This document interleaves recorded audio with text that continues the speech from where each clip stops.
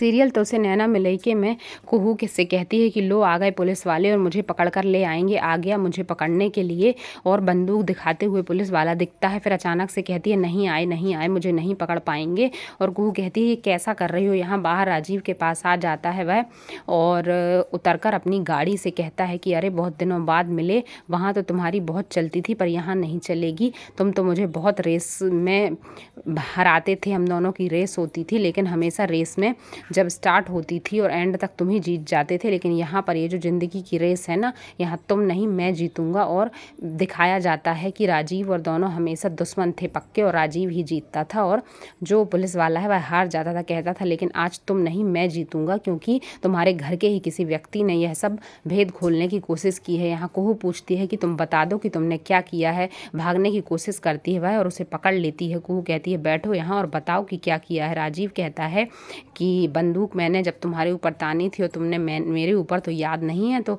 Police वाला बोलता है कि नहीं, यहाँ पर तुम्हारे घर के लोगों पर इल्ज़ाम है और इधर अपना हाथ काटने वाली होती है रिया। तभी कुहू आ जाती है और कहती है क्या कर रही हो, मत काटो अपना हाथ। वह बोलती है ठीक है तुम भी मुझे समझ रही हो गलत, तो अब मैं क्या करूँगी। तो कहती है कुहू मैंने तो इसलिए समझा क्योंकि तुम भाग रही थी, मुझे गलत मत समझो, मैं तुम्हें कुछ नहीं कहूँगी और तुम बताओ कि वाकई तुम्हारे साथ क्या हुआ था। उसे याद आ जाती है अपनी बहन की और फिर वह कुछ नहीं कहती। यहाँ पुलिस वाला कहता है कि तुम्हारे खिलाफ तुम्हारे घर के एक सदस्य ने कुछ कहा है। देवनारायण चंदेल अपने पास बुलाते हैं बहाना करके बीमार होने का और कहते हैं कि यह तुम्हारे ऊपर इल्ज़ाम लगाएगा, बहुत यह नियम कानून बताएगा, तुम मुझसे बताना कि क्या है, तब मैं इससे अपने तरीके से निपटूंगा। और इससे बोलो कि कागज़ नहीं है तो तुम घर की तलाशी कभी नहीं ले सकते।